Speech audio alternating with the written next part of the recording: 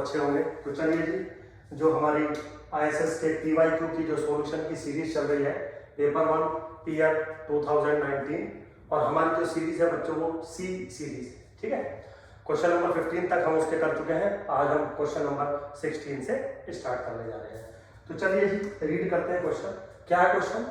Let x be a Poisson random variable with probability mass function defined as this one, मतलब सीधा सीधा x follow Poisson lambda उसने define किया हुआ है। फिर क्या कह रहा है? If y is equal to x square plus 3, then what is the probability that y is equal to 3 आपको चाहिए। मतलब y एक रैंडम वेरिएबल उसने बनाया which is x square plus 3।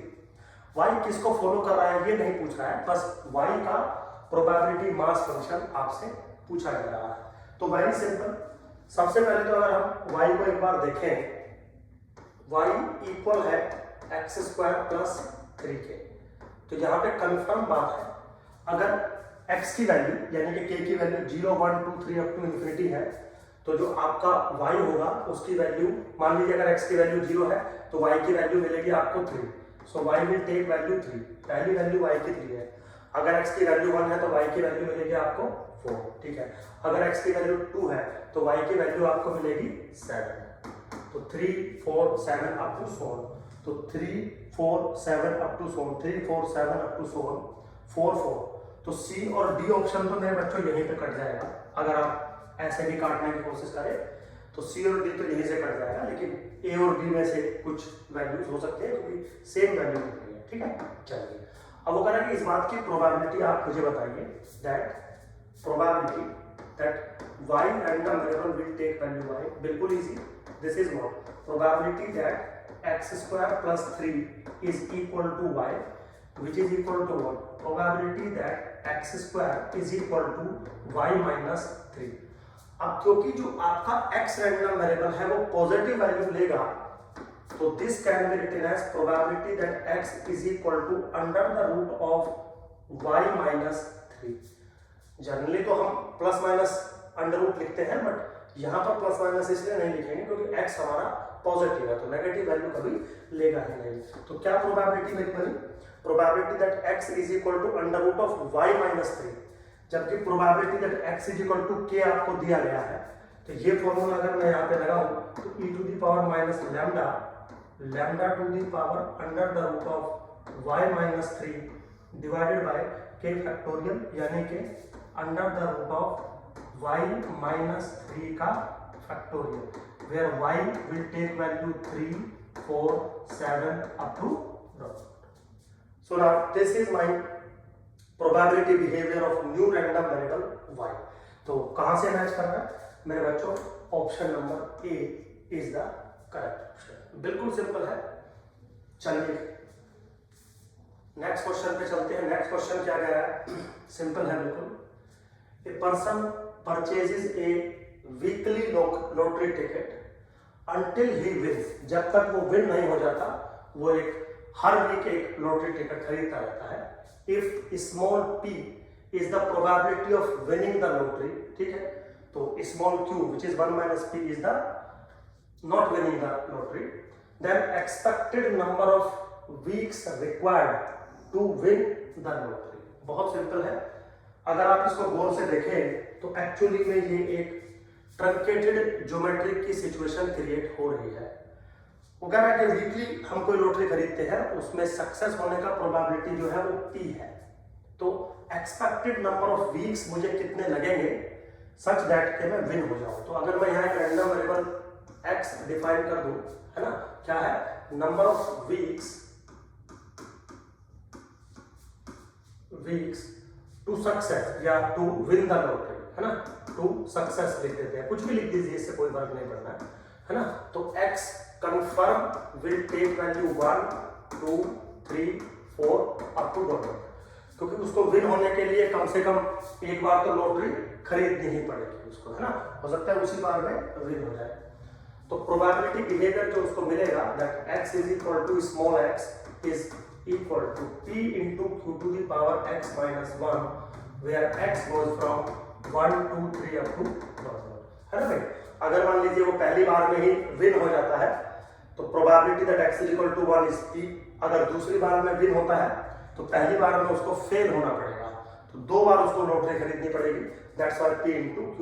So this is nothing but A truncated geometry. बस question खत्म। यहाँ पर जो एक्सपेक्टेड वैल्यू ऑफ x होती है वो होती है 1/p।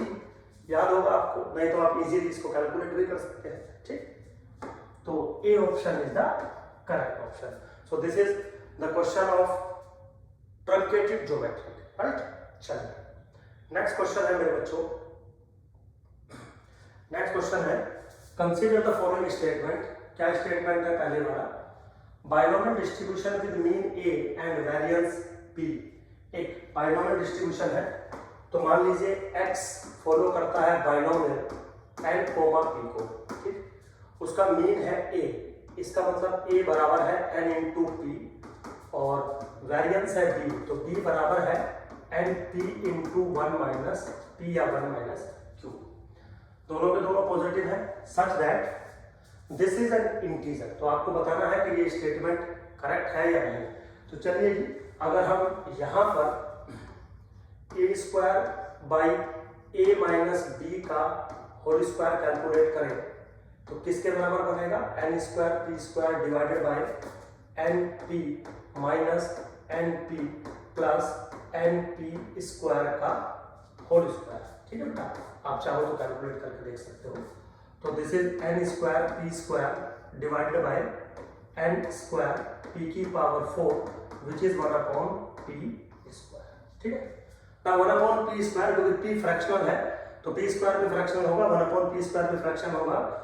मे और मे नॉट बी इंटीजर, मतलब इंटीजर एक ही केस में ये बन सकता है जब p की वैल्यू 1 के बराबर होगी या p की वैल्यू 1/2 के बराबर होगी। तो एग्जैक्टली ये उसी फॉर्मेट में हमेशा बने ऐसा जरूरी नहीं है, तो ये इंटीजर फॉर्मेट में ही बन के आए ऐसा जरूरी नहीं है। ठीक, चलिए, तो हमेशा ये इंटीजर बने वो जरूरी नहीं है। तो पहला option is a wrong option. ठीक है, सिंपल है बिल्कुल, ऐसा कोई इसमें हमने रॉकेट साइंस नहीं लगाया है। अगला पार्ट है इसका 2, वो कह रहा है कि binomial distribution with mean 3.5 and variance 1.75 is bimodulus. मतलब अगर मैं एक बाइनोमियल रैंडम वेरिएबल लेके चलता हूं जिसका मीन है 3.5 और वेरिएंस है 1.75, तो क्या वो बाइमोडुलस होगा? चेक करते हैं। देखिए क्या कह रहा है कि x follow binomial n comma p, तो np किसके बराबर उसने बोल दिया मुझे 3.5 और npq किसके बराबर उसने बोल दिया मुझे 1.75। ठीक है, तो अगर हम यहाँ पे 1 सेकंड के लिए q की वैल्यू कैलकुलेट करें तो 1.75 divided by 3.5 which is equal to 1/2. So this implies p is equal to 1/2 also. ठीक है जी, तो मीन की वैल्यू निकाल ली, वेरिएंस की वैल्यू निकाल ली। अब यहाँ पे n into p, p किसके बराबर है? 1/2 is equal to 3.5. So this implies n is equal to 7. n की वैल्यू आ गई, p की वैल्यू आ गई। ठीक है, मोड कैसे निकलता है? मोड निकलता है n plus 1 into p करके। तो n plus 1 किसके बराबर है? 8 into p किसके बराबर है? 1/2 कितना है? 4। और अगर n plus 1 into p integer होता है तो इसके 2 मोड होते हैं, एक तो वही नंबर और एक उससे एक कम। So this is a bimodulus and mode are 3 and 4। So is this bimodulus? Answer है यस, क्योंकि ये डाटा बाइमोडुलस आपका है बच्चों। सिंपल है बिल्कुल। अब थर्ड वाले पे आते हैं। थर्ड कह रहा है for a binomial distribution with mean and variance equal to 3 and 4। अब यहाँ पे सिचुएशन थोड़ी सी उसने जो है चेंज कर दी, बट सिंपल है, एक ही फॉर्मेट है। क्या कर रहा है? मीन किसके बराबर दे दिया? थर्ड वाले में 4 के बराबर, और वेरिएंस किसके बराबर दे दिया? 4/3 के बराबर। तो यहाँ से अगर मैं q की वैल्यू कैलकुलेट करूँ तो 1/3 आ जाएगी, और p की वैल्यू कैलकुलेट करूँ तो 2/3 आ जाएगी। ठीक है, कोई प्रॉब्लम नहीं है। तो क्योंकि बाइनोमियल है और n की वैल्यू मैं कैलकुलेट कर सकता हूँ, n into 2/3 is equal to 4, तो n की वैल्यू किसके बराबर आ जाएगी? 6 के बराबर n की वैल्यू आ जाएगी। ठीक, इसका मतलब मेरा जो रैंडम वेरिएबल है x वो फॉलो करेगा बाइनोमियल 6,2/3। अब क्वेश्चन पूछा गया है probability that x is greater than equal to 1 is greater than 0.99। चलिए देखते हैं। Now this is probability that x is greater than equal to 1 is nothing but probability that x is equal to 0। ठीक है बेटा, बिल्कुल confirm बात है। और 1 माइनस कर लीजिएगा, 1 minus probability that x is equal to 0। So this is what 1 minus probability that x is equal to 0 किसके बराबर बनेगा 6c0 into 2/3 to the power 0 into 1/3 to the power 6। कितना आएगा 1 minus 1/3 to the power 6। Simple है बिल्कुल। 1 minus 1/3 to the power 6। बच्चों जब इसको सॉल्व करोगे तो 0.9986 इसकी वैल्यू बन के आएगी, जो की वैल्यू ग्रेटर देन है 0.99 से। This is greater than 0.99। ठीक है, इसका मतलब जो थर्ड ऑप्शन है वो भी एक करेक्ट ऑप्शन है। अब अगर हम थोड़ा आगे चलें और आगे देखें, फोर्थ वाले को एक बार चेक करें क्या है। Sum of two independent binomial variant is a binomial variant. ऐसा जरूरी नहीं है, क्योंकि बाइनोमियल अगर इंडिपेंडेंट रैंडम वेरिएबल्स है और बाइनोमियल का आप सम करते हो तो समीशन बाइनोमियल तभी बनता है जब उनका प्रोबेबिलिटी ऑफ सक्सेस सेम दिया होता है। तो ऐसा यहाँ पर कोई हिंट नहीं है, तो ऐसा यूनिवर्सली फैक्ट हो ये जरूरी नहीं है। तो फोर्थ वाला ऑप्शन करेक्ट नहीं है, फर्स्ट वाला ऑप्शन करेक्ट नहीं है, सेकंड और थर्ड आर करेक्ट ऑप्शन। इसका मतलब C option is correct option. बच्चों बिल्कुल सिंपल है, कोई भी ऐसा रॉकेट साइंस इसमें नहीं है, बहुत ही इजी क्वेश्चंस है ये सब के सब। चलिए खैर और थोड़ा आगे चलते हैं।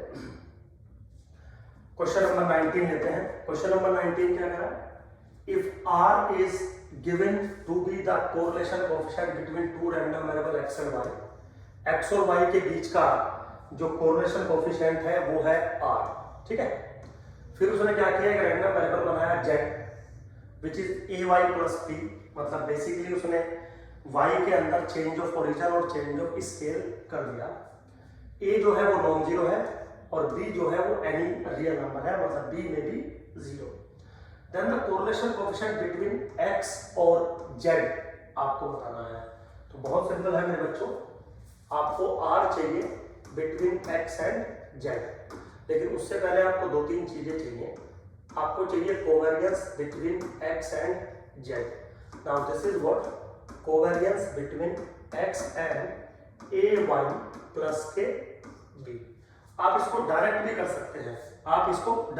सकते हैं, चलिए अगर मैं आपको डायरेक्ट ही बता दूं तो थोड़ा एक बार देखिए, r of ax plus b comma cy plus d अगर आपको चाहिए तो this is equal to a by modulus value of a या ac by modulus value of ac into r of x y।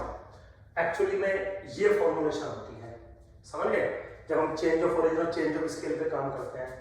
तो यहाँ पे उसने क्या कर रखा है, अगर आप थोड़ा सा कंपैरिजन करेंगे, आपको चाहिए कोरिलेशन कोएफिशिएंट बिटवीन x और ay प्लस के b, ये चाहिए आपको, है ना।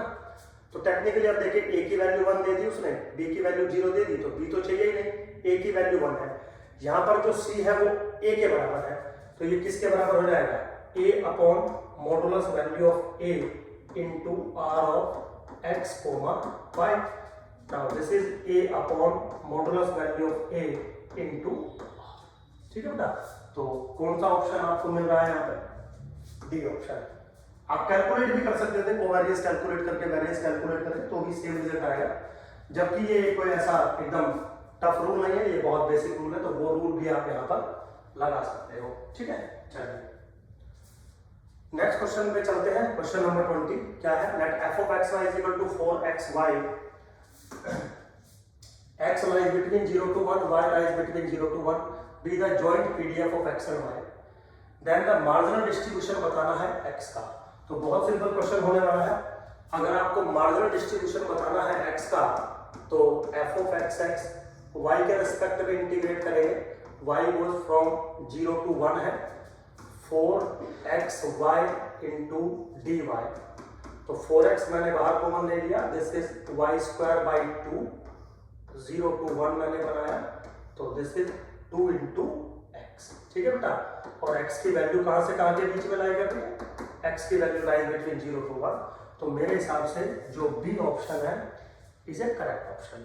तो बहुत सिंपल थे 5 के 5 क्वेश्चन, मैक्सिमम 4-5 मिनट ही इनमें लगनी चाहिए। देखिए जब मैं यहाँ आपको समझाता हूँ तो हो सकता है 10-15 मिनट लग जाए, क्योंकि हम सोल्व कर रहे होते हैं। जब आप एग्जाम दे रहे होते हैं तो आपको किसी को समझाना नहीं है, आपको फटाफट 1 सेकंड में आपको कैलकुलेशंस करनी होती है। चलिए खैर बच्चों, होप सो आपको समझ में आया होगा। Thank you very much.